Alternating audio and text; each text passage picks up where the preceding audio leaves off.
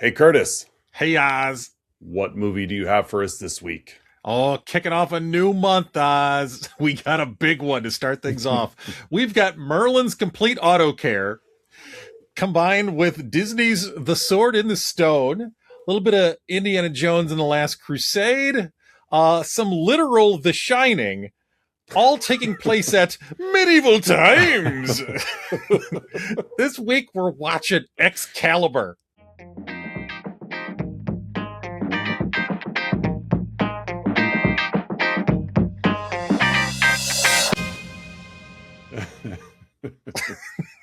I love the medieval times reference. Yes. I think my favorite medieval times bit is from that Jim Carrey movie, The Cable Guy. Yeah, where I've only seen that once, and it's he probably and been Matthew almost 30 Broderick years. go. He and Matthew Broderick go to medieval times, and Janine Garofalo's their waitress. That's right. And I think it was Broderick's character asked for a fork, and she goes, "Well, there were no forks in medieval times, hence there's no forks at medieval times." And Mm-hmm. I believe it was Jim Carrey goes, "But you have Pepsi?" And she's like, "Come on, man, give me a break." Just go with the bit. Yeah, exactly. So welcome back, listeners and viewers, to another week of Let's Talk About Flicks, the podcast where we take a monthly theme, new month, new theme. Yes, new month, new theme. We are kicking off Patreon subscriber month 0.5 with, whose pick was it this week? This was Colleen Kay's pick. Colleen. 1981's Excalibur. Excalibur. First time watch for me. Yeah, another 80s flick featuring hunky men. Yeah, Thus a Colleen Kay pick. Yeah, I think we've got a very early Liam Neeson and Patrick Stewart and Gabriel Byrne. And yeah, so it was like, I saw their names in the credits, but at the same time, I was like, oh, those are recognizable people. Yeah, early in their careers.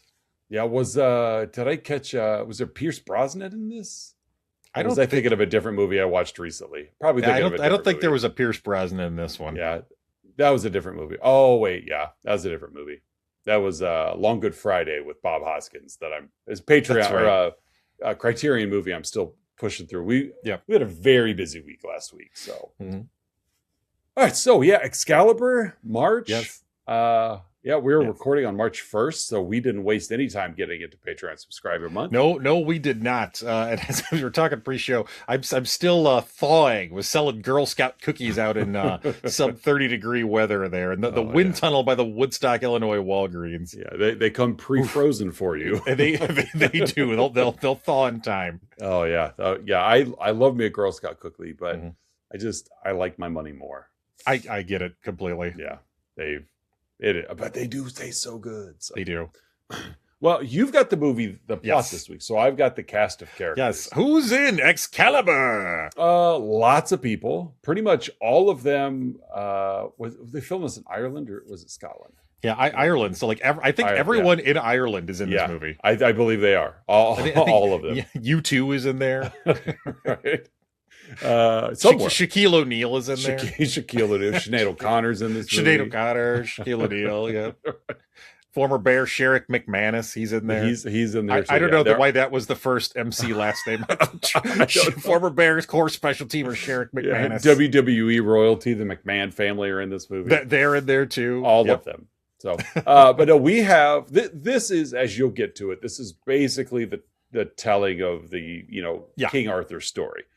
So we have Nigel Terry playing Arthur at various ages. He's playing Arthur. His half sister Morgan Le Fay, played by Helen Mirren, Morgana, as she goes by in the movie, are the spine that keeps this story together. Merlin, played by Nicol Williamson. Fixes a good muffler too. He's so good in this movie. Yeah, I guess he and Helen Mirren did not care for each other. I read that in the trivia. After this movie, they became quite good friends. But they had a really bad experience. I think it was a Hamlet on stage, and and that's why Boorman cast them, is because he wanted that antagonism to carry over on screen. Well, and as I'm sure you'll get to, their characters are antagonistic towards each other, so it worked in their favor. He's playing chess, this man, Boorman. We've got, again, with it being, you can't have the King Arthur story without the Knights of the Round Table. Yep. So I don't have all of them in order because I don't remember all of their names, but the big one is Sir Lancelot, played by Nicholas Clay. You have hunky man Nicholas Clay. Yeah, a very shave all your body hair off Nicholas Clay. Yep. Paul Jeffrey playing Percival. We've got the plate armor slides on easier if you're clean shaven. Yeah, you're never going to find Bob Hoskins in in plate armor. No, you're not going to get him in plate armor. Let's see. We got Corin Redgrave, Duke of Cornwall. Patrick Stewart he's got an appearance as Leander Grants. Yeah, Warp One Engage. He said that a lot during this movie. He did. Very prescient. He said Gene a lot in this movie as well. Gene. Scott. Logan. Aurora. So we're just gonna keep naming X-Men. As many as we can. So Patrick Stewart's daughter in the movie, not his literal daughter. Sherry Lungi playing Guenevere. Sorry. Keith Buckley as Urins. We got Liam Neeson as Gawain. We got Gabriel Byrne as Arthur's father, Uther Pendragon. Mm-hmm. We've got all of John Boorman's kids in the movie. Yes. And not just like as an aside, but like legit important characters in the movie. And again, I'm not going to go through all the names because there are a lot of names, a lot of people in this movie. So yeah, that's it. I guess the last important one would probably be Mordred, which would be Arthur's son. Yes, which we'll get to that, but Igraine as well, which would be Arthur's mother. Yeah, both those characters played by one of Boorman's, kids. So, what's this family affair? Are you prior to this movie, or even as the movie had played along? Because how long do you think it's been since you've seen this movie?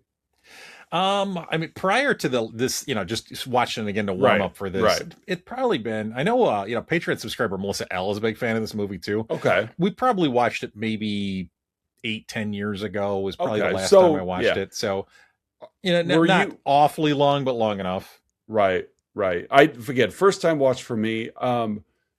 The King Arthur story is one of those that is like, I never saw Sword in the Stone either. It's one of those I'm tangent to it all the time. Yeah. Like I'm aware, but I'm not knowledgeable. So I learned a lot about the King Arthur story from this. So I'm assuming this is pure fact, and any other, because it's the first one I digested. So therefore anything else that I learn about the King Arthur story is the Sword of the Stone is complete horse patooey. Yeah, it's iffy. Like I will take this is the gospel. Anything else is trying to sway my thoughts towards that into adaptation of the story. So this is how it happened. This is the documentary Excalibur. Speaking of the documentary, John Boorman's documentary, going back to X-Men and Mutants, in the Marvel Comics 616 universe, Arthur is a character. Morgan Le Fay is a character. Morgan Le Fay is a huge villain, and she's a sorceress. Her and Doom have a big rivalry. And Arthur he's a mutant. So he the Arthur, real Arthur character is a mutant because, again, why not? I forget what his power set is, but he's mutant. Is Morgan Le Fay, is her character just Morgan Le Fay? Yeah, Morgan Le Fay. Okay. Not Morgana, she's Morgan Le Fay. Okay. I think she might be in Contest Champions now. That wouldn't surprise me. Again, of all the Arthurian characters who are in the Marvel 616 comics, Morgan Le Fay is by far the biggest name. So that wouldn't surprise me at all. Yeah, and she may not be. I haven't played the game in a while, but so. All right. So what's this movie about? Tell me about this. There's just a couple minor plot points and Excalibur, the King Arthur story. We start with we get some on-screen text. The Dark Ages, the land was divided without a king. Out of those lost centuries rose a legend of the sorcerer Merlin, of the coming of a king and the sword of power, Excalibur. Excalibur. Title card. Yes. And like the energy that card has, like that's this movie. And this movie's over 2 hours long. And yeah. Again, we were also chatting pre-show. Act 3 drags a little bit in some places, but like most of this movie is like it's a high octane movie for a movie that like I was, as usual, we think about our own movie marriages, and like this, like History of the World Part 1 may have fit into mine. Yeah. Just because it does, there's no like there's chronologically in order, but we take huge time jumps to to get to the next phase. Much like History of the World Part 1. But yeah, so yeah, I'm with you. Like this movie just goes. It's got a lot of horsepower, this one. It's horsepower. I used the octane metaphor a moment ago. We were joking pre-show that this movie is like, it's like Fast and the Furious with horses instead of cars. Exactly, yeah. Lots of brotherhood. We're family. Lancelot, we're family. Horses, just a different kind of horsepower. Yeah, horses drifting. Exactly. Yeah, no guns. No, just lances, just swords, and aluminum armor. Yeah, and a lot of armor in this movie. A lot of shiny. I get my shining. The shining in my movie marriage was literally because everything was shiny. Yeah. So after we get the title card, we get a really sweet opening. There's a battle underway. There's several dozen backlit knights riding out of the fog. Very bright forest. Yes, and I love a bright forest. I wanted to make some just a semi coming just over the horizon. Yeah, exactly. It's like a near dark or yeah, exactly. Yeah, very bright forest. Merlin steps out of the fog. He's there with his sweet steel skull cap. Yeah. The battle ensues. There's a guy that gets run through with a spear that is on fire. Like not the man, the spear is on fire. Right. Yeah. And it goes like right through the guy. Merlin calls to Uther because again we're in. We have a couple time jumps in this movie that kind of sort of coincide with the axe. Yes. So Merlin calls to Uther. I think his full name is Urethra. Who's I've been waiting all show to say that, by the way. Merlin calls to Uther, who says, "I am the strongest. I am the one." Uther is upset Merlin has not presented his sword. He needs it to be king. So yeah, it's already we're moments in, and you see how serious this movie is taking itself. The power of the literal Excalibur sword, which does have some like supernatural properties to it. Oh yeah. The following day, Merlin sees the Lady of the Lake's hand emerge with the sword. Cut to Uther with the sword. Mm-hmm. So Merlin had to go get it. Yeah, very, very Lord of the Rings-esque, with the one ring kind of thing. Which we both know because I know we were at the trivia that Boorman set out to make a Lord of the Rings movie. Yeah, and couldn't get the rights to it, so he just said, "Okay." Yeah, well, I mean, there's a lot of themes. King Arthur, there is. Oh yeah, for sure. Even like the connection between people and the environment and like all that stuff is straight out of Tolkien as well. Yep.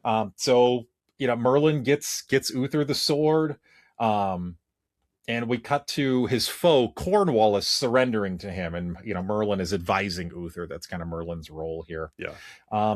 They celebrate the truce at Cornwallis's palace, and Uther takes one look at Cornwallis's wife, and he gives that same look that Kenny from last week's movie, Soul Food, gives to Vivica Fox. Yeah. The only difference is Igraine was not wearing roller skates. That was really the only difference between these two scenes. There was still awkward. There's still awkward costuming going on though with yes, and Cornwallis says basically just says there's nobody better looking than my wife, who proceeds to then give a naked dance. Igraine played by Boorman's daughter. Yeah, by Boorman's. I forgot her first name. By Boorman's daughter. So he cast his Katrin. 19, 20-year-old daughter to dance naked in a movie. Yeah. I mean, yes, he did, and she was cool with it. It's again, she's a professional actress, but it's sad. just it can't. Yeah, it's you can't avoid the weirdness of very that. weird. I'm going to cast my daughter to be nude in a movie that I'm directing. She's the only one. She's the only one I can envision in the role. Hey, daughter, we're not seeing enough of you. Can you turn towards the camera a little? Can we get some more light on my daughter's chest? Yeah. Can we backlit that chest, please? Somebody get the spritz bottle. Yeah, true. Yeah. Ugh, yeah. Yeah. But so Uther basically says, I got to have this guy's wife. Cut to Uther's men now assaulting Cornwallis's palace because apparently he made a move at her and that made Cornwallis mad because that's how these things work. Them's fighting words. hey, you, let's fight. Them's fighting words. One of the I was hoping you'd take that. Simpsons bits. Them's fighting words. So Uther swears that for basically Uther tells Merlin, like, I gotta have her. Yeah. And Merlin casts a spell, uses the power of the dragon, which we never see. Never see. But it uses the power of the dragon. It's Barry Gordy's dragon as well. It uses the power of the last dragon. Maybe that's why everything is so sparkly in this movie. Yeah, everything glows green. It's got the power of the glow. That's going to be. I know it's been a while since I've done a blog, but maybe that could be my next one. Is that Barry Gordy's the last dragon and Excalibur are set in the same universe? Uther was the first dragon. He was. And, what's his name? Oh God, I forget the actor's name. He's the last dragon. Yeah. It was Bruce Leroy. Bruce Leroy. So Merlin agrees to cast a spell to let Uther basically get access to Igraine. Cornwallis had left the castle to go look for Uther, right?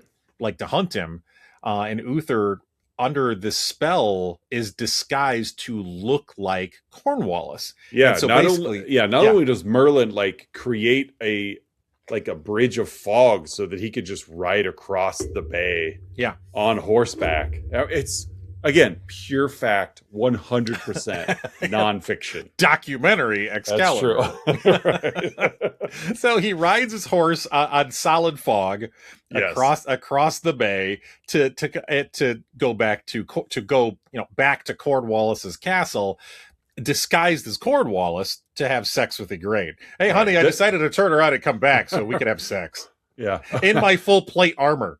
Oh yeah, well, almost full. He did take the pants off. And so they fornicate. Merlin, by the way, said that what I am going to get the result of your lust. That belongs to me. Yeah, that's the deal. Yes. If you're going to get in her pants, I get what the result of that. But while they're having sex, we see Cornwallis basically has infiltrated Uther's camp, and something spooks Cornwallis's horse. The kind of a sweet scene, and the horse rears back and throws Cornwallis off directly onto like a big rack that was holding up weapons. Yes. And Cornwallis falls like directly into like a dozen spears, all of which pierce him. Yeah, he just spikes himself. Yeah, it sucked. Like penetration all over this scene.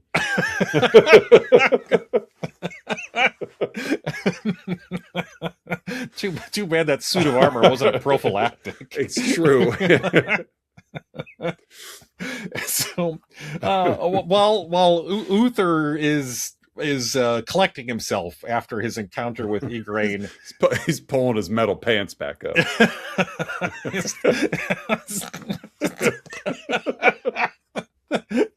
I think those are Levi's, right? I think that was so, yeah. Those are Levi 501s. Got him at the buckle. Lot of metal plating in the 501s. So as he's again recollecting himself from his tryst with Igraine, Cornwallis and Igraine's daughter Morgana, who's maybe 8-ish, something like that. Yeah, she's young. Yeah, she is able to see Uther for who he really is.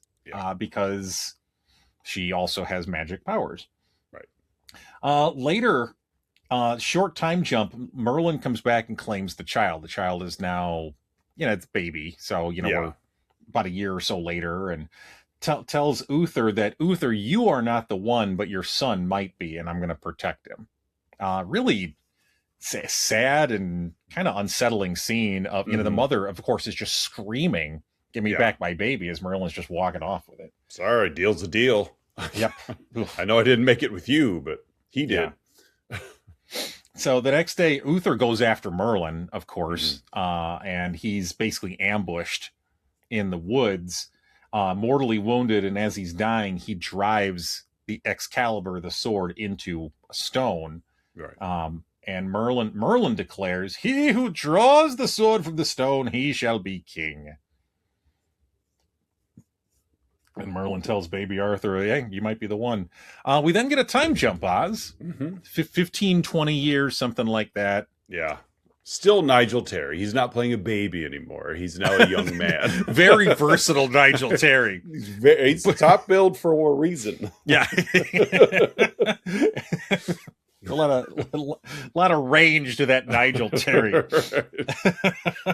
Nicol Williamson was really just carrying Nigel Terry around.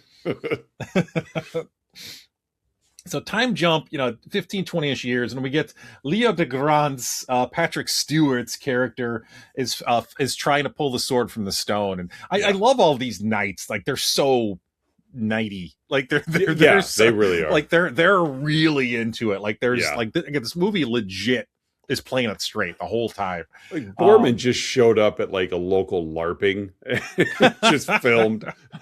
They're really in character. You're gonna if you're gonna LARP with us, you're going full in. Right. I guess it could have used role models in the movie. Yeah, role models are a good one. So we see Arthur again. We see Nigel Terry now. It's somewhere late teens, something like that. Yeah. And he's a squire to his quote unquote brother Kay, the son of Ector. Kay is about to have some kind of joust or something like that, and it's like the I don't know, quarterly jousting competition or whatever. Yeah, something like that. And it's just in that clearing in the woods. It's because there's not towns or anything. It's just over there. So Kay's sword is stolen, so Arthur's panicked because Arthur forgot to bring the sword in the first place, and he goes back for it, and there's a kid running off with it. And so Arthur finds the first sword he sees, which happens to be Excalibur lodged in the stone, and he just pulls it out. Which we've seen several people attempting to do at this point, and they just can't do it. I mean, if Patrick Stewart can't do it, then that's nobody true. Can. But Arthur, unlike his father, could pull out and did it.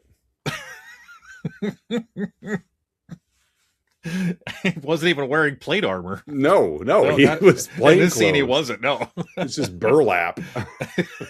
Burlap.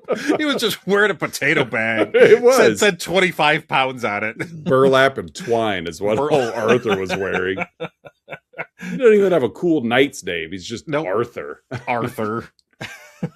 Dudley Moore was named Arthur in a couple of movies. Or Arthur, the cartoon character. It's true. He's just an aardvark. Just aardvark. Nigel Terry's got range. Yeah, he's got a lot of range. So he pulls the sword, and at first he doesn't think anything of it. He doesn't know about it, and then of course everybody sees him with the sword, and everybody gathers round, and he's named king. And Ector admits, "I'm not your biological father." Leo de Grant, again, Patrick Stewart's character, pledges himself to Arthur, but several others oppose the I'll use the word here, the bastard king is what they call it. Oh yeah. Is any literal. Yeah. So Merlin tells Arthur that if you fail in this role, the land will fail. And that's an important thing. That's something that I think the first time I watched this movie, probably in the first couple of times, I didn't quite catch. I didn't catch it. I didn't catch it first, but I did catch up with it later on. Yeah. So if you fail, the land will fail. And if you succeed, the land will succeed. The land will blossom. No pressure. Nope, none whatsoever. So a little later, they run across some knights who join Arthur in defending Leo de Grant's castle because, he sided with Arthur. And so, of course, everyone's attacking his castle. And so they go in and they defeat Uriens, who is leading the charge against Leo de Grant's. And Arthur's got Uriens at sword point, and he just says if you pledge yourself to me, this all ends right now. And Uriens is like, "You're not even a knight." And so kind of a cool scene where like it was Arthur very cool scene. Literally hands Urian Excalibur hands him the sword, the guy who's attacking him, and says, "Knight me." And these guys are like they're like waist deep in water. So so Arthur just takes a knee to receive this pledge. So he's like up to his like mid chest in water now. And again, like Urian's who could you hurry up? I mean, Urian's here who again is like battling him. Yeah. Everyone's almost looking at him like, what are you gonna do? Like, you could take his head off right now if you chose to. Just take the sword. You're king, basically. Yeah. But he knights him and then submits to him. And and that basically kind of kickstarts Arthur, as really as the recognized king. So after battle, Guenevere, who is Leo de Grance's daughter, is stitching up Arthur. And he longs for her. He wants her to be queen. That was a very we've seen this look. It runs in the family. Very quick courting. The Pendragon men, they know what they want. Mm-hmm. We get another time jump to Lancelot. Lancelot tells Arthur. Go ahead. Before we meet Lancelot, it's important that Merlin tells Arthur. He warns him, just like he warned Uther with Igraine. He warns Arthur. You be careful with Guinevere. She will fall in love with someone else. Another foreshadowing of Merlin. Yeah. And Merlin he doesn't care. He doesn't care. He's like, if Merlin was ever just straightforward, none of this bad stuff would have happened. That's true. Yeah. Like, just quit beating around the bush, Merlin. like Uther with Igraine. Mm-hmm. Just trying to get a spit take out of you. It didn't work. I'll have to keep trying. Work. Well, it would have been a mess, and I've already made one mess on this show. Not this episode, but a few months ago, when I had to stop the show to go clean up the lemonade I just spilled all over. These things happen. So we get the time jump. Merlin warns Arthur about Guinevere and possibly longing after another guy. Like, you're not really her true love, and he doesn't seem to care. He's like, she's my love right now. Yeah. And so Lancelot, Arthur and his men run across Lancelot. They're trying to go somewhere. I forget. And they run across this guy who's not letting them cross his land. Yeah. It's just a bridge. Like, he's at the other end of the bridge. They're all just trying to cross a bridge. Yeah. And apparently the only bridge. It's the only one. Yeah. So Lancelot tells Arthur, I've never been defeated. And Arthur, who you can tell, like, things have gotten to his head pretty quickly. Yeah. He's pretty confident. Yeah. He's got Excalibur. I mean, what else does he need?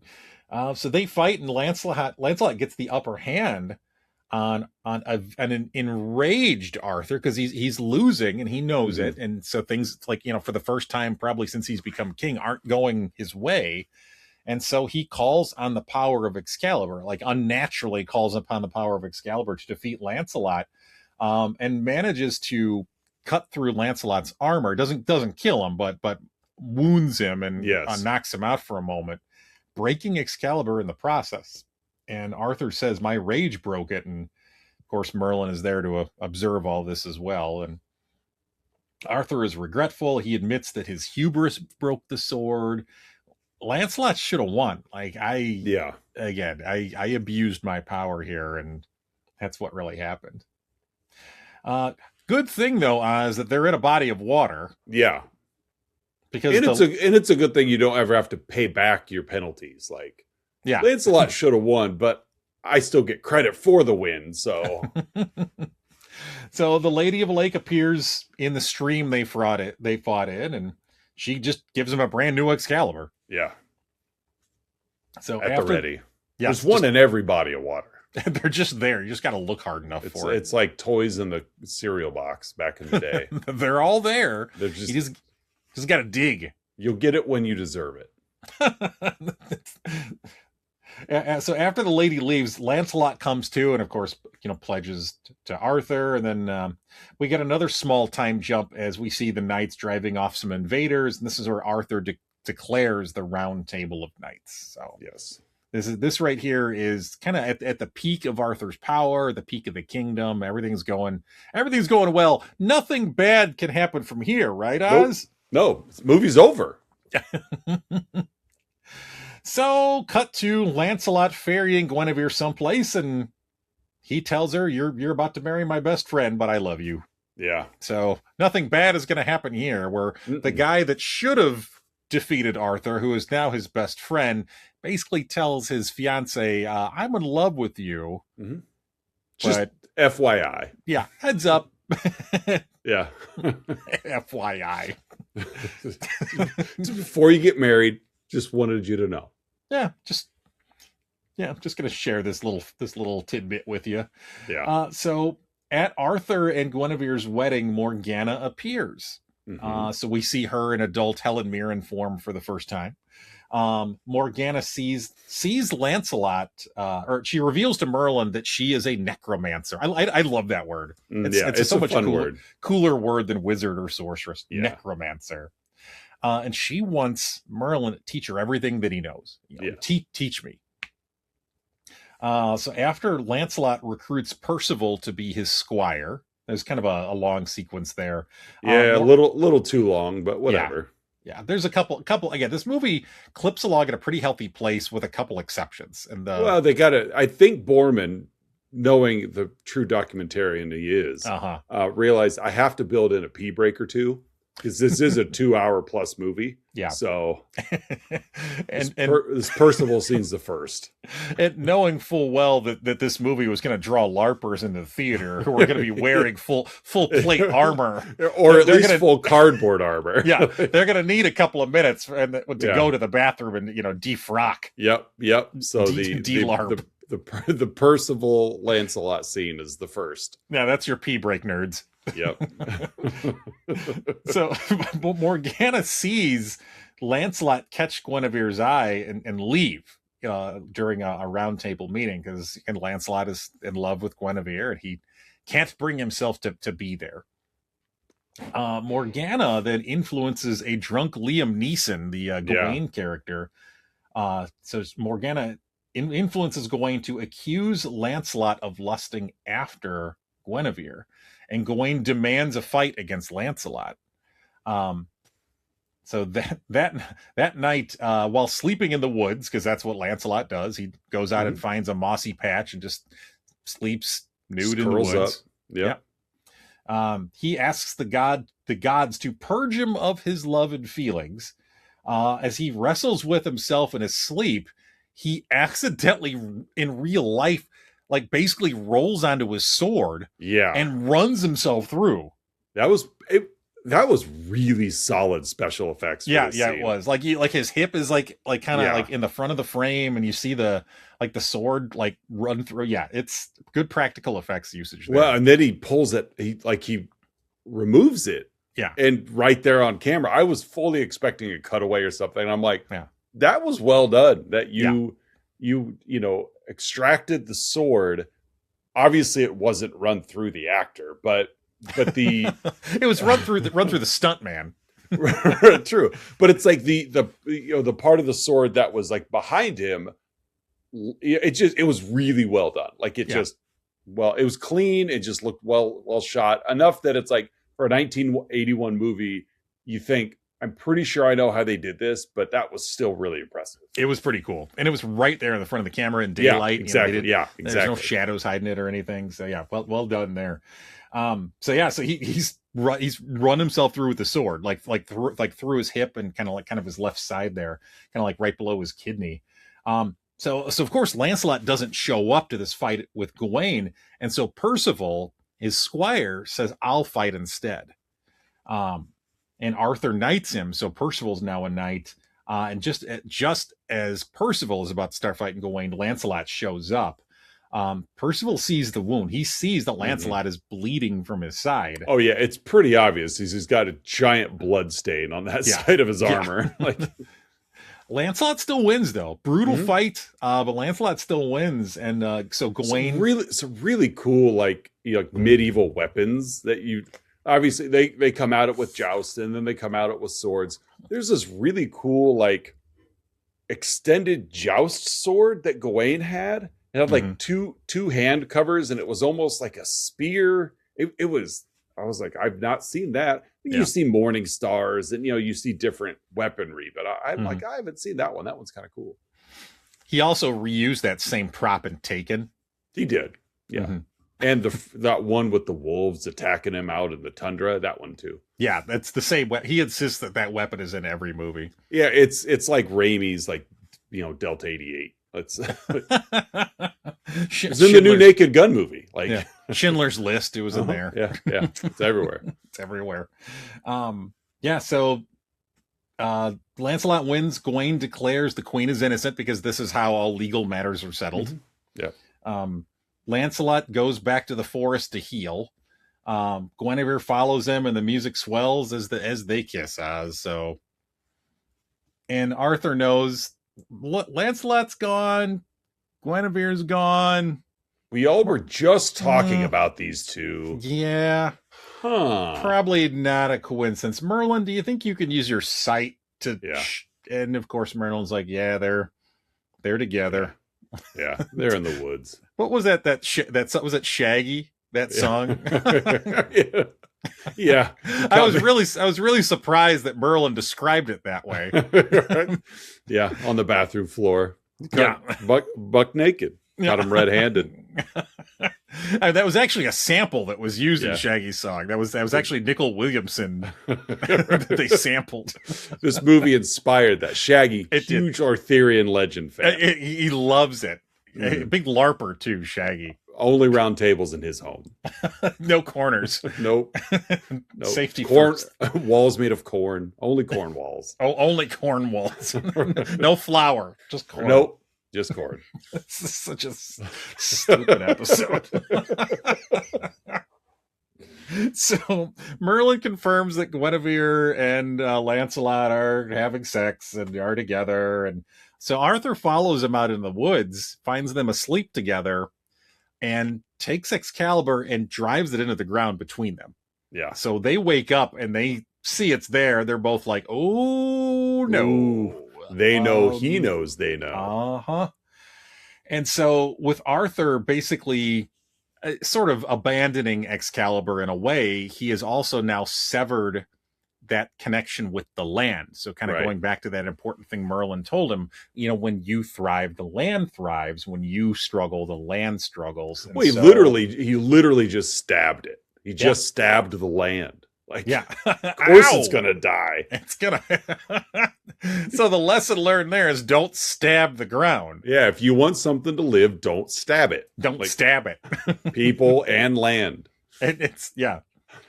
So while showing Morgana of what he sees in his lair, Merlin, so he's giving Morgana the tour basically. Yeah, she thinks she can handle it. Yeah, he takes her to the basement, and it's like, well, I'm gonna show you things that will make you scream. Funny. I'm just thinking of Merlin's basement. It's got like 70s shag carpeting in there. Exactly. Disco light. It's got a Pulp Fiction poster on the wall. Lava lamps. It's like a combination of like dorm room and 70s rec room. Exactly. Yeah. It's so mystical. It's got one of those palm hand chairs. A lot of bean bags down in Merlin's basement. No doors, just beads, just hanging beads. Yeah. Plays a lot of Iron Butterfly down there. Lot of Iron Butterfly. So Merlin is also affected as like we see him momentarily have like Excalibur run through him. So like it affects him as well. And so in his weakened state, Morgana steals his charm of making, which was not very clear, but whatever. Right. And like seals him in ice. Yeah. And says that she'll find a man and give birth to a god. I got a man. Right. It's positive K. What's your man got to do with me? So taking Guinevere's form, very similar to earlier in the movie, she takes runs in the family, and she keeps it in the family with Arthur because again they share biological fathers. Yep. They are half siblings, and they share biological mothers. Or mother. You're right. Biological mothers. Correct. Yeah, I stand corrected. But they are half siblings, and disguising herself as Guenevere, she has sex with her half brother. Yep. And right away says immediately says that she's with child. That's right. She knows. She's a necromancer. Yeah, she is. I forget what movie is it where somebody has sex with somebody else and it goes, I feel pregnant. I think it was Hot Tub Time Machine. Yes, I believe that's right. That was on somewhat recently. Yeah, I'm 95% sure that's it. Where I think Rob Corddry ends up being the younger guy's dad. Yep. And right after his sex, she just goes, I feel pregnant. Didn't know Morgana, the same thing. Yeah, I didn't know Excalibur would have that kind of industry impact. Very influential. Yes. So during a religious ceremony, Arthur is struck by a magical lightning bolt, weakening him in the land even more. We get another time jump here as we see a weakened Arthur. Things are going downhill, and he sends the knights out to serve for the Grail. So we get the time jump. Only the Grail could save us. That's it. 10 years later, things are not going well, Oz. We follow Percival for a while here. He finds a frozen Gawain, and as well as a young boy. So I'm guessing maybe 8 years old, in golden armor, laughing and taunting Percival. Shows him a dozen dead hung knights. I thought about putting Predator in my movie. That would have been a good one. Yeah, movie marriage for a while, just with all the hung soldiers. Right. The boy, we find out, is Morgana's son. So also Arthur's son.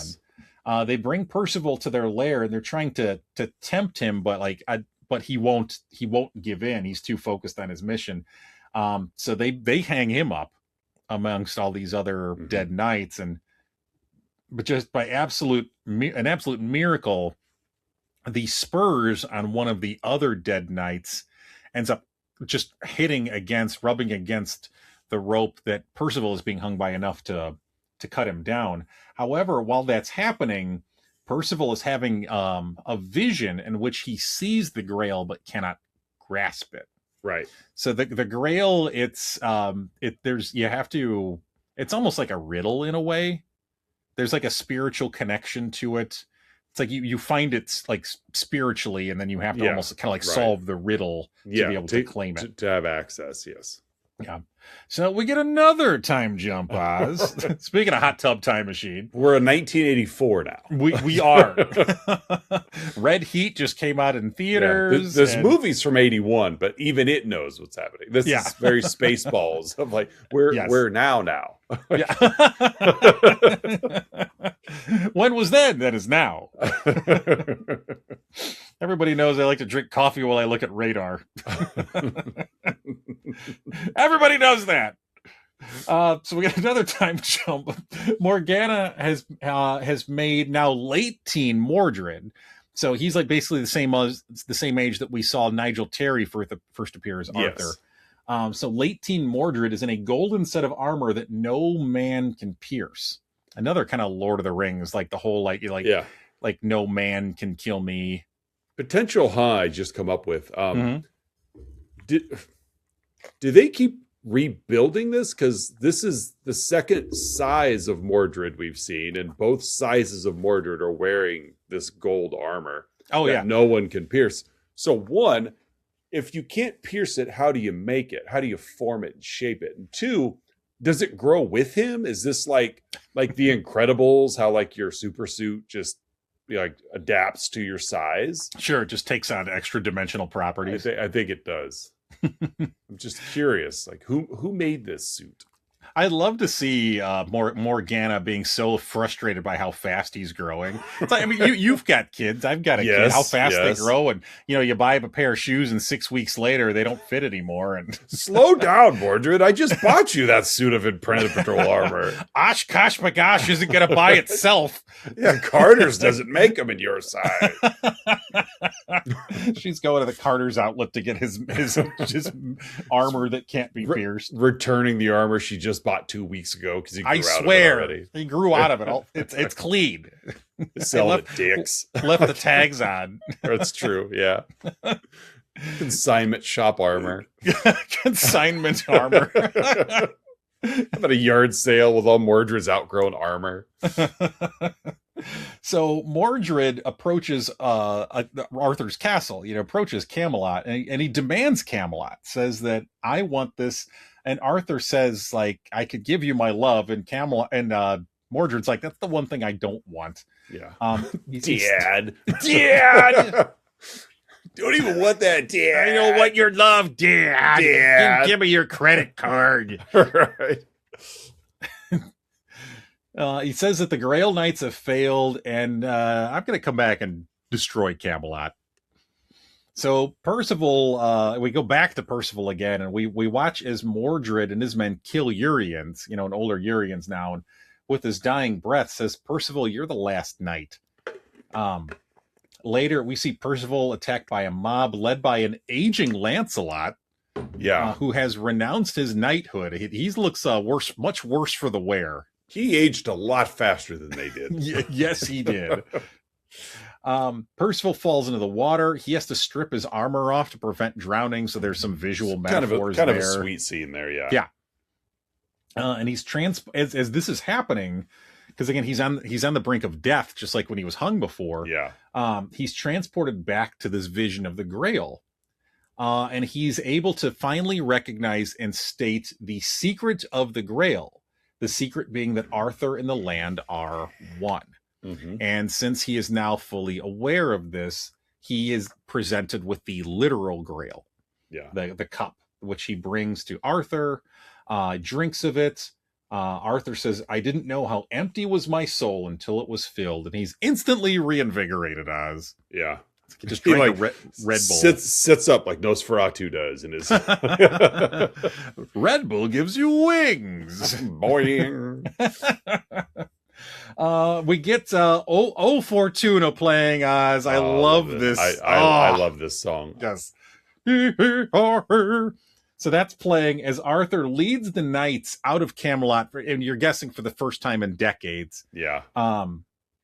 Reinvigorated, the knights are back. You're assuming that he knighted more, and they're riding through Thin Lizzy's "The Boys Are Back in Town." They are. The Boys Are Back in Town. Is right playing. After Fortuna fades out, it's the Boys Are Back. Boys in Town. Are Back in Town.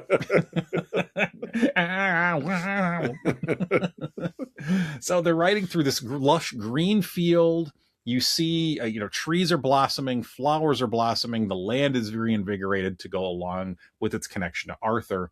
Arthur finds Guenevere at a convent, asks for her forgiveness, and she gives him Excalibur. She has had it for the last couple of decades. On the eve of battle, Arthur's love for Merlin frees him from Morgana's ice trap. So Merlin I like this scene too. This next Merlin scene. Yeah. So basically, as I'm watching this with Patreon subscriber Melissa L., I describe Merlin. He's basically a force ghost at this point. Yes. Yeah. And so he confronts a sleeping Morgana. Merlin does. Tricks her into using his charm of making, forcing the life and age from her, and causing a fog everywhere in the local area. Mordred walks in on his mom after all this is happening. Like, where's all this fog coming from? Sees that she's now an old woman because she was using her magic to maintain her vitality. Right. And he basically mercy kills her. Yeah. Just chokes her out. Yeah. You're not my mom. You're too old to be my mom. You're not my mom. Mom. I don't want your love either. So the next morning, Fortuna plays again. I love it so much. That's such a great song. I want that song played. Like it is. As I'm doing mundane tasks, like I want that song. Like I'm like doing the dishes or like doing the taxes, wiping. Doesn't get more mundane than that, my friend. Just with such energy. Got it all in one clean stroke. So the next morning, Fortuna is playing again as Arthur's forces attack in the fog. Eventually Mordred's forces get the upper hand, and they circle around Arthur, Kay, and Percival, who were the only three left. However, Lancelot arrives. Yeah. just like yeah. Anyway, go ahead. Yeah. I drew a blank. I had it and it left, and that's all right. Yeah. So he's the cavalry. Lancelot is the cavalry. So Kay is killed. Lancelot is mortally wounded. He and Arthur make peace before Lancelot dies. Mordred then runs Arthur through with a spear. Just right through his chest cavity. This sweet scene here. And Arthur does the whole like pulls on the spear to get Mordred closer and shoves Excalibur, which again was not man-made, wink, wink, through Mordred's armor, killing him. Arthur orders Percival throw Excalibur into a pool of still water. After Percival initially hesitates, he does do it. We see the Lady of the Lake's hand come up. Yeah. Grabs it out of the air. Percival goes back to the battleground and sees Arthur's body on a small ship sailing to Avalon. And that is 1981's Excalibur. Such a good movie. What a big, shiny, dumb, awesome movie. It really is. Again, not a perfect movie, folks, but it's so entertaining. Yep. If you want to see just gaudy, knights and plate armor and swords and dialogue and all that stuff, all the good and the bad that comes with it. Yeah, watch Excalibur. Great documentary of the King Arthur story. A great really, really covers with all the historical accuracies of obviously, because of the time, they had to do dramatic reenactments of the factual events of the King Arthur story, but they picked a pretty great cast to do it with. Mm-hmm. They did. So hey folks, every week Oz and I we give our own unique rating to the film we've been yapping about, in this case 1981's John Boorman helmed Excalibur. Oz, how would you rate this flick? I'm giving it 77 chrome domes. 77 chrome domes. Destros.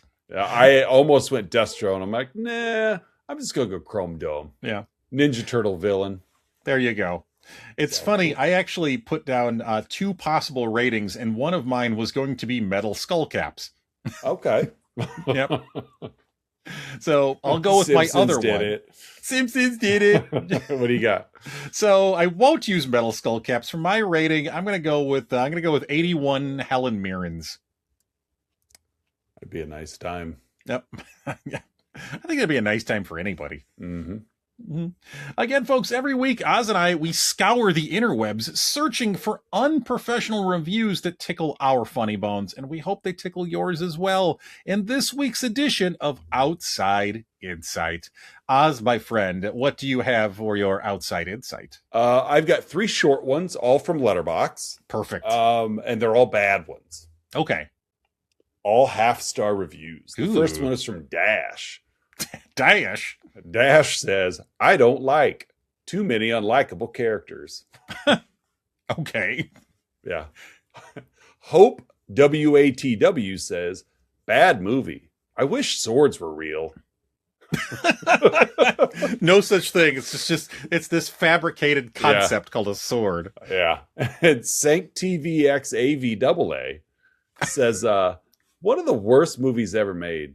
Only giving it a half star because at least the guy put something together. I haven't put things together. Wow, I think somebody was going to do a wellness check on that. Yeah, a little bit. Yeah, I'm gonna give this a half star because at least he accomplished something.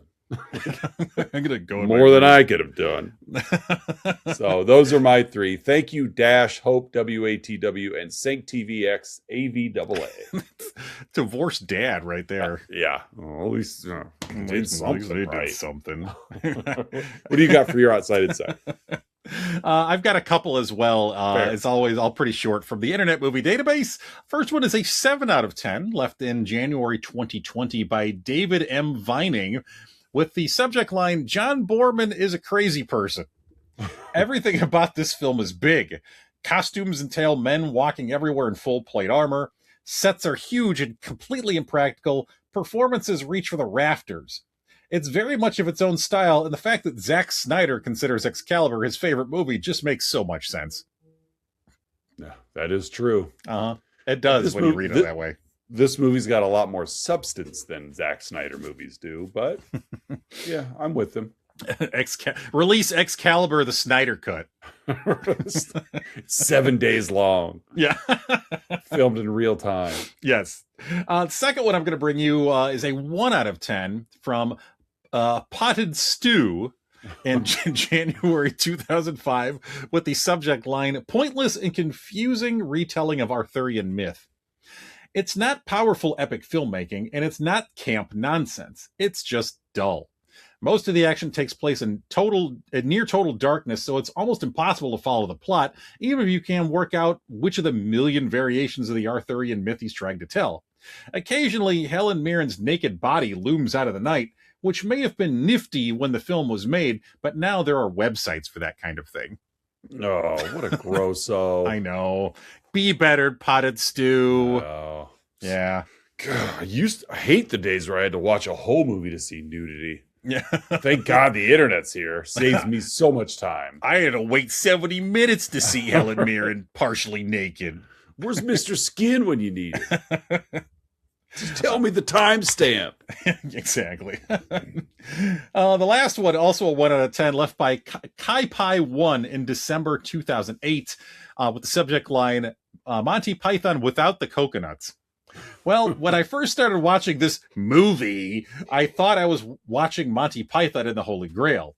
When you can watch the last 2 seasons of Stargate SG-1 and get a better story of King Arthur than a movie based on the myths, you've got some movie-making issues. All in all, Excalibur is a movie better left to hold up the short leg of the sofa. What an interesting analogy. Yep. From Stargate to the short leg of the sofa. Yeah. Look how good I am. Yeah. So witty. Everybody see my wit? Don't worry, I've got extra. That's all right. I see it. All right, folks. It is that point of the show you've all been waiting for. The Let's Talk About Flicks signature segment. The 3, 2, 1, in which Oz and I each share 3 goods, 2 bads, and 1 about this week's movie, Excalibur. Oz, what are your 3 goods? I'm going to go word for word. Sometimes I'll jot down my goods or my bads, and I'll just kind of extrapolate. But here I actually wrote down in my goods, OMG, that opening title card. Yes. On-screen text, bubble letters, shiny chrome title. Yeah, I was hooked with that. I was like, oh, this is so fun. I know, right? This movie rocks. And again, not just the on-screen text, but the font that they use was really unnecessarily goofy. Which makes it even better. Exactly, which makes it better. And and then to cut to Excalibur, the music swells. It's all like chrome and everything's shiny. Very much so. Mm-hmm. 2, just the energy of O Fortuna. Yes. They layered that song into this movie. You don't play that song unless you've got at least a dozen horses galloping through the scene in slow motion. Otherwise, it doesn't work. And they did it 3 different times in this movie, and it worked all 3 times. Oh, God, it did. I had that listed as one of my possible goods. The way I had it framed was that O Fortuna is the ultimate movie battle song. Yes. Yes, it is. In slow motion. Yes. You don't fight full speed to O Fortuna. No, you don't. Right. And 3rd, Nicol Williamson. Yes.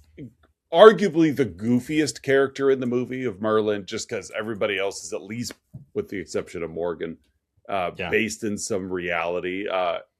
Goofy role, goofiest costume, just sold it. I'm here. You hired me to play this role. He owned it, and it was fun. Merlin was a very fun character in this movie. All because of Nicol Williamson. So those are my 3 goods. Yeah. What do you have? As far as my 3, the first one is, and we've been talking about this already, I'll just kind of put it into a good for more for the record keeping purposes. Okay. This movie takes itself completely seriously, and it is absolutely glorious. Yes, agreed. It leans into everything it is. There is nothing subtle about this movie. There's no hidden undertones. Everything is right there, screaming at you in your face. Yeah. No tongue in cheek. No.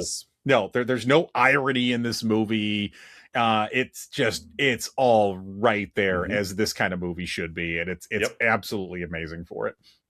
My second good, miniatures. Oh yeah, lots of miniatures. You love a good titular line. I love me some miniatures. Miniatures. We got some sweet matte paintings and stuff. Oh, love it. And my last good, because this is patron subscriber Colleen K, and I'm sure I've used this as a good a couple other times. I use it for Last of the Mohicans. I'm pretty sure I used it in Lethal Weapon, maybe even Predator. But again, this is Colleen K's movie, and because my mom likes 80s movies with big hunks and battles and people getting their arms ripped off. Thank you, Colleen K, for sharing this movie with me. Yeah, that's sweet. Hey, son, do you want to sit down and watch a man's arm get lopped off? Anything with you, Mom. Okay. So thank you, Colleen K. Love you. Thank you for suggesting this movie. And I'm glad that Oz, like, again, through our process that you were able to finally watch this movie. Yeah, thank you for that as well, Colleen K. And I'm glad you enjoyed it so much. Oh, I did. Yeah, very much so. All right, cool. So Oz, what are your two bads? My first one is the intended audience for this movie feels a lot younger than it is. Okay. You've got knights and horses and it just, I wasn't sure before I watched it who this movie was for.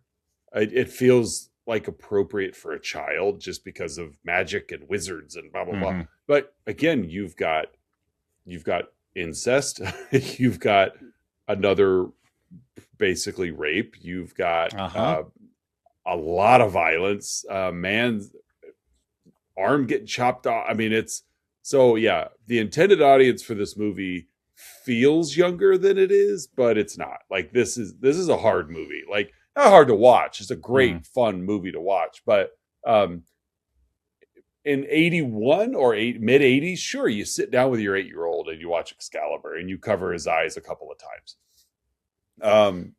I probably wouldn't sit down with my 11-year-old son and be like, check this out. Now, if he found it on his own, I wouldn't be mad at him, but I don't. But so the intended audience, it was question mark. And two, we had you were telling me last week that this is pretty much a speed run of the King Arthur story, and I know that the King Arthur story is a long one, but this was still a pretty long movie for a speed run. Like there were some scenes that drug on a little longer than they needed to, or may have not even have been as relevant. That initial Percival Lancelot scene took a while. The Grail third act, while necessary and important, still it kind of drug on in parts. So that's my second bad. It's a long film. It's basically anytime you see Percival. Pretty much, yeah. And not Merlin. Like, yeah. Merlin just got to the point. He'd come in and just tell you. And Percival was, I'm going to go hide in a tree for 3 days before I make a decision. I don't think we ever saw Percival and Merlin on screen at the same time. So they each had the opposite effect of the other. Well, it was Merlin. He just got in and got out. Like, well, he's fixing mufflers all day. You got to turn those cars over. Right. Well, you had to do something while Percival's dragging down the scene.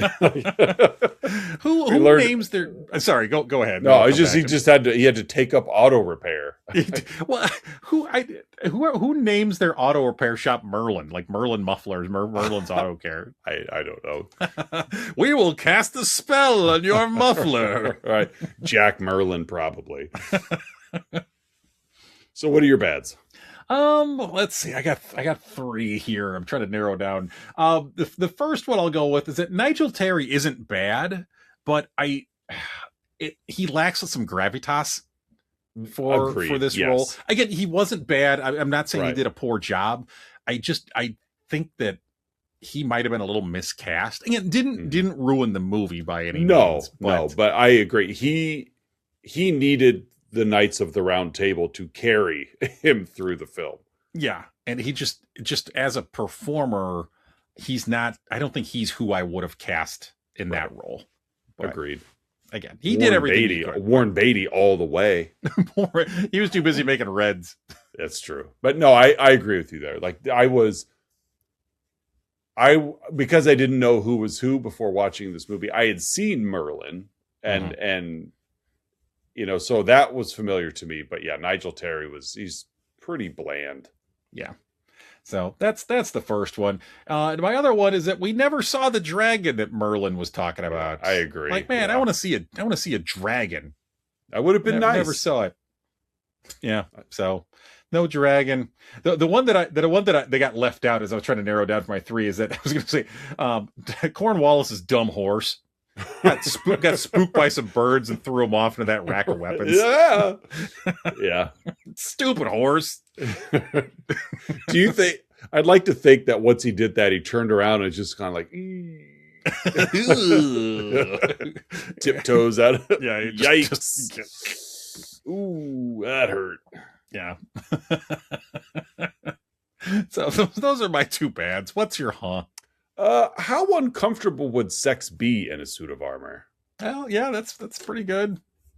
I understood what he was going for, but when he comes in and then gets to work and he still has on basically his entire suit of armor, okay. I mean uncomfortable for him, but what about her? Oh, exactly. That's what I mean. In general, like the whole everybody's uncomfortable. Both participants of like clang, clang, clang. It's not very sensual. No. So yeah, but that's my is how uncomfortable would sex in a suit of armor be? Yeah. So what's your I'm gonna list off just some backup haws I have, and then I'll get to the lead one here. Why is everything so shimmery? Everything is shiny in this movie. Yeah, shiny and chrome. It's, at one point, I was watching it with Melissa Ellen. We said that I actually had that in my movie marriage at one point. I decided to go with Medieval Times, but my original punchline was going to be shiny and chrome. Related to that one, Lancelot's armor is much shinier than everyone else's. So, like, I think, like, does he use CLR to keep it clean? I think so, yeah. Some other, like made-for-TV cleaning product? Rain X. ShamWow. Yeah. It's got a chamois cloth. Yeah. Here's one that's a little too real. Like, why did Boorman cast his daughter for that role? Like, yeah. I agree. No, thank you. Yeah. My real though, the one that I'm actually gonna list on screen here in our title card is how many electrolytes are in Grail? I mean, he got back on his feet right away. Yeah, is all of them. Like they're all every electrolyte is in there. Yeah. I mean, he'd already been struck by lightning. If that wasn't enough of electrolyte, it's just activated. That's how electrolytes are made. Yeah. First, you're struck by lightning, and then you activate the electrolytes with Grail juice. Scissor. You squeeze the Grail, and then you take the liquid and you put it in a field. It gets struck by lightning, and then you bottle it and sell it as Gatorade. Yeah, cola, purple stuff. Sunny D. Sunny D. It puts the Electra in electrolytes. That's true. It's like, yeah. It's just that combination. It's science. It's what it is. Yeah, science has harnessed that combo and made it digestible in liquid form. But Ben Franklin, that's how he not only discovered electricity, but he discovered electrolytes when he was flying his kite and got struck by lightning while drinking. While drinking. So a little known fact: Ben Franklin actually was the first proprietor of Gatorade. Yeah, he brought electrolytes to the mainland. He did, because this was Ireland. Yeah. That was one of the colony's main exporter was electrolytes. Powdered electrolytes. It was powdered for centuries. That's like Gatorade used to be powdered. That's true. Just add water. So yeah, that was. Yeah, but you're right though. That's a good question. Is how many electrolytes are in Grail? Grail aid. Grail aid. It's got a corporate sponsor. It does. I like that Grail aid. You can really market that to certain believers. It's for sure. Just have some Grail aid. Yeah, it just goes with your soul wafer. It's a soul wafer. It's like swimming in that pool in Cocoon. Oh yeah, It was filled with Grail aid. It's Grail aid. Totally fine. Oh, comes in lemon lime and Arctic blast. We have a first. Yes, in our 228 episodes. Mm-hmm. Next week will be Mandy Kay's movie. Yes. As of right now, Mandy Kay has not delivered her title to us. Mm-hmm. So, for the first time in Let's Talk About Flicks history, I don't know what next week's movie is. Yeah. We really don't know. We don't have a movie to tease. Yeah, we always leave this part of the episode with, next week, and we don't know. It's a tease for us. It's a tease for you. But we will have a movie next week for Mandy Kay. Mm-hmm. It will likely be a horror film. I'll be surprised if it's not. But that's what we're going with. And so that's part of it on us is we kind of, this year, I mean, it's March already. This year's kind of steamed through the first 2 months. Yes. Like, despite each week feeling like a month in itself, they've just been rocketing through. So I think part of it was we got a late jump on notifying our Patreon subscribers that it was time for their selection. And here we are. So next week, we will have a movie. We will have a movie. We will talk about movie. Yes, we will. Social media-wise, Facebook and Instagram is where you can find us. Always hit up the website, letstalkaboutflix.com. And I think we did the same exact thing last year on Patreon Subscriber Month. We kicked off the month by forgetting to thank our Patreon subscribers. So, shout out to you guys, Don S., Aaron A., Mandy K., Melissa O., Colleen K., this, of course, being your film, and Lyle M. But yeah, hit us up, like, subscribe, all that stuff you're supposed to do. And we'll see you next week when we cover movie. TBD. So for another episode of Let's Talk About Flicks, I'm Oz. I'm Curtis. And we'll see you guys next week when we all solve the mystery together.